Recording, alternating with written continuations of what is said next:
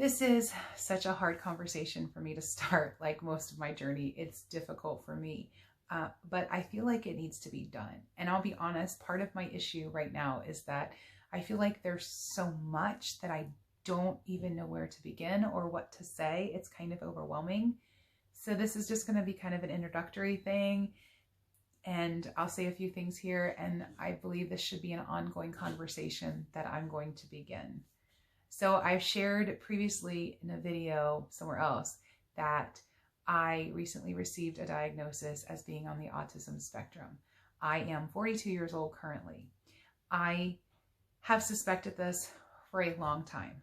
To be quite honest and quite frank, my first suspicions actually came when I was quite young, when I checked out a book from a library. I believe it kind of was a snowball effect after seeing Rain Man, and then I saw a documentary on TV about like the real Rain Man. I don't remember how that all played out, but I know at some point I checked out this book out of the library and I read about that current time's knowledge of autism. And I read that book and I remember thinking and sharing with some people at that time that I thought, I bet that autism was more like a line, and that it wasn't that you were either autistic or that you were not, but that there were like, I would say like it was a scale of 1 to 10, where 1 is you were not autistic at all and 10 was you're the most autistic person on the planet. And please bear in mind, this was knowledge at the time and I was young and I was reading what psychologists were already sharing at the time. And I said, so like 5 is where you would get a diagnosis. And so I asked the question, like, what about the 4s or the 3.5s? Like, where do they fall? And I said all that because I knew even back then that I related to some of what was being shared. And so it has kind of been there for a long time and it has been revisited, but I always kind of blew it off, I think, as being like, yeah, I might have some traits, but like I didn't relate to this picture of autism that I have always seen and knew about. And I was seeing, even on the Asperger's thing, I saw a very male presentation being shown over and over again. And I just didn't connect fully with that. I knew that there were some traits there that were similar, some things I felt internally. I have had so many social struggles over the years, and my childhood always made me think that it brought about my adulthood. So I had all these social struggles as a kid. I had all these issues as a kid. I had other stories that play in there, which I won't get into right now. And then when I entered into adult life, I thought that my weakness in that kind of carried in, and I was struggling with the not knowing how and not feeling, because I didn't feel like I had it in my childhood, and I felt like I was missing something that other people had and learned, and I just never learned it. And everything socially was this big cognitive process, and I had to think things through and what I was going to say. And I did it so much that I wasn't even aware of it to a degree, because it was just the way I had always done things. But again, I blamed a lot of it on, like, I failed as a kid, so I tried to figure it out. And so it was like, I viewed it as just like the way I had to process things and my anxiety from issues. And even there were times that I would try to share that with people, like, look, I'm sorry, I'm just struggling with this because of that, and tried to explain myself. This is what I went through, so this is what I'm struggling with now. And of course, that always kind of gets that, like, oh, you're just living in the past. I'm like, no, you don't understand. It's like, I'm trying. All of that to say that my brain was going constantly in all interactions. And so I would kind of vacillate between like not wanting to talk to anybody because it was so much work, and trying so hard to have these relationships. And I would go through these bouts, and it was kind of really the same cycle. It didn't always necessarily go this way, but it would be like this. I tried really hard. I would get really, really full of anxiety. I would flop on my face, and then I would hit depression. And then I would like, okay, pull myself up by my bootstraps. I'm going to do this again. I'm just going to keep trying. I'm just going to keep going. And I'd flop. And I would not know what exactly was going on. I didn't understand what was happening with me. Furthermore, there's a whole sensory world of things that I have not even really fully begun to talk about or share. I will share that over time. But there were sensory aspects of things and issues that I was having in the sensory world, some of which I didn't even know to call it that. Like, I've always said that when a kid grows up, they view what is normal to them as normal. So if they don't receive the information that it's not what's normal for everybody, then you don't necessarily realize that other people aren't going through that same struggle you are. You just assume that other people are. And so when you see them succeeding where you're failing, you just think, oh, I just suck at it. Like, and you don't necessarily realize that they have something that you don't have. I could preach a whole sermon on that. That goes for so many things. But that being said, like, there were issues there that would crop up, and I just thought, I'm being a crybaby about it, or I'm a little quirky is a big one. I was quirky about it. I just, minor inconveniences, things I don't like, just preferences.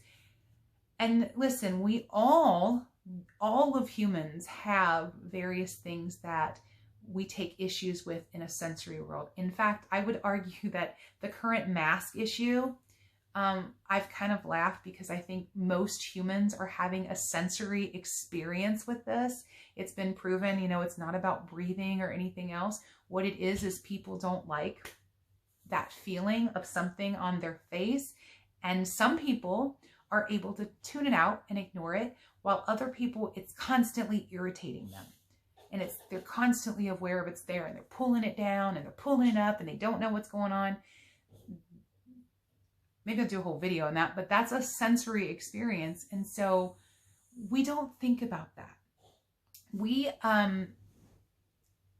don't teach a lot about senses and how that affects us. And it plays into every human's life. Every human gets overwhelmed. Every human can't stand certain volumes. Every human can't stand a certain level of input in their day.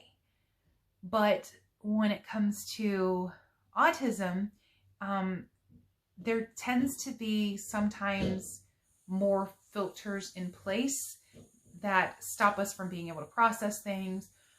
Or in some cases, and actually something that I've discovered about myself, there's an issue with not sensing things.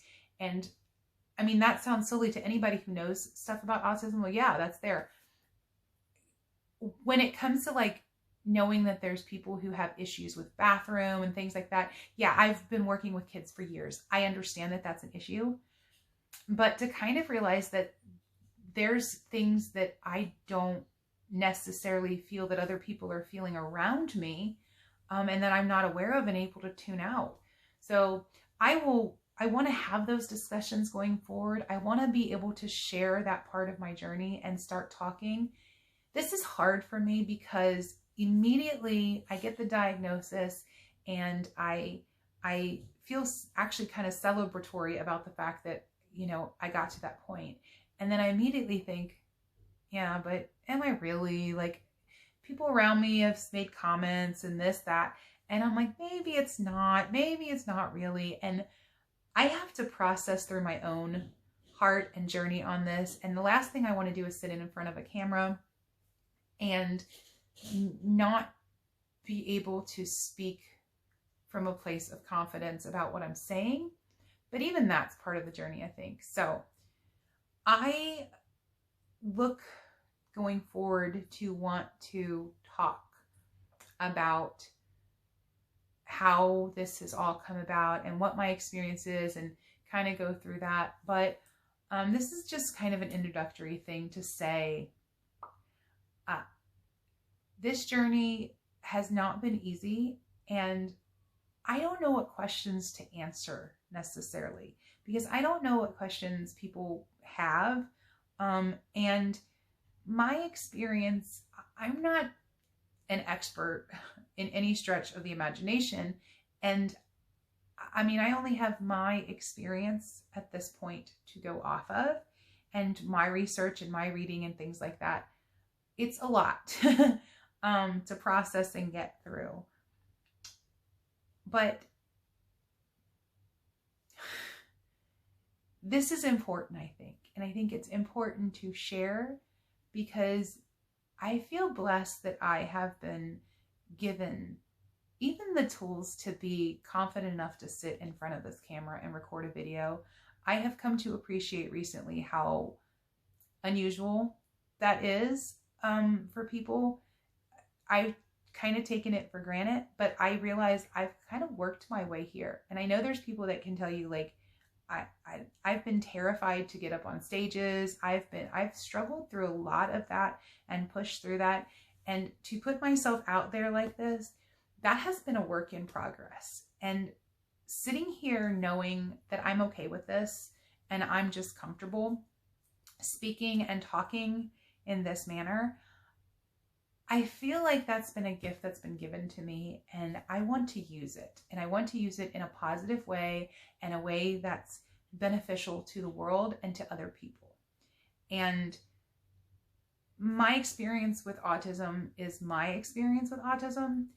But that being said, it is an experience that is worth sharing if it helps other people.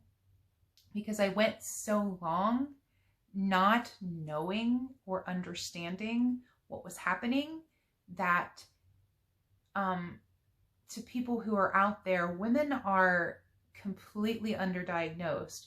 But even to the extent of the professional that evaluated me, he gave me my diagnosis, but even in talking with him, I could tell the information that is new and outcoming, like he wasn't even really up to date on that.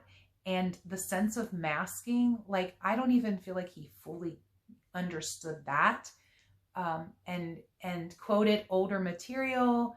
And the thing is, with girls especially, it's not as it's not apparent in the same way as it is with a lot of the boys. But I say that, and I say, even in my short experience, when it comes to what they consider high functioning, even that is very, very hard to understand, even when it presents in a very traditional sense. Because we have a hard time with, when we have somebody who has a disability that presents with lower cognitive function, we kind of immediately as a society accept this person has a disability. But when you have people who, for all intents and purposes, do really well at school, are really good with book and paper, like when you have people who display intelligence, but they struggle with writing, like, or they struggle to talk, or they have issues with the bathroom, like we look at them and like, you're so smart, why can't you get this? It's not, it's the way we deal with things. We do not connect the, I'm just rambling, but we don't connect those things. We don't see how somebody who's really intelligent can be genuinely struggling with a disability. The funny part is there are things that we would totally get. Like you could think that somebody who was blind could be really, really smart, or somebody that's deaf could be really, really smart. Ironically though, when they're little, when you have somebody who is deaf and it's not been diagnosed, it has been often misdiagnosed as a learning disability until they realize, oh, they're deaf. Well, no wonder they're having problems. This is kind of the same thing. These things that when you can't see that it's an issue, it gets dismissed and it just gets struggled with, like, well, they're smart, why can't they get it? Or, you know, I just don't understand. there's a lot of dialogue to be had in this. And I have been gifted with the ability to communicate some of that stuff. And I feel totally inept, and I feel totally under something. I don't know what word I'm looking for. Exactly that. I feel able to do this. Like, I don't feel like I'm equipped necessarily, but maybe as we go, I will get equipped. And furthermore, sometimes you just got to work with what you have. So this is where I'm at. I have a lot of life around me and things, and I am certainly not a label, but what I am is a label, because I know that's funny to say. A lot of people have this concept of autism as a disability. I don't actually necessarily think of it this way. It certainly has a way of being a disability in the society as we have it set up. But there are so many things that we have that are caused by the way our society functions. If we didn't expect people to function inside of certain boxes, lots of people would prosper greatly. But because our society needs them inside of a box, we struggle. And that is true with a lot of the issues I have. So there are an aspect to which it's a disability because our society demands certain things of people. But the reality is when it comes to being neurodivergent, it is just a different way of thinking. It is different, just different gifts, different talents. And I fully believe, and I'm speaking for myself, that when it comes to an autistic spectrum, that really it is a human spectrum, and autism is some part of the spectrum over here, but there's a human spectrum, and we all fall into different places, and we all think a little differently. And the more we can come to appreciate that, the more we can see every life is valuable, every life has a gift, every life matters, and respect that and learn from each other. So there's a whole lot of talking for an introductory video, and I hope that they're not all going to be this long, but I want to open that dialogue and begin to say, I am going to start making a concerted effort to start sharing how I got my diagnosis, why I got my diagnosis, what are the symptoms I've experienced, what are some parts of my journey, just move forward from here. And I hope to do it. I'd hope to actually do more than I've done in this video, but I've said a lot. So come with me on my journey. Follow, subscribe, please, if you'd like to hear more. I'm going to hopefully start doing these kind of regularly. It's a lot for me to make myself sit here and actually get words out. But I would like to start sharing my journey with some people and start hopefully putting something out in the world that's maybe helped somebody else struggle a little bit less than I did to get here, because it was kind of sucky.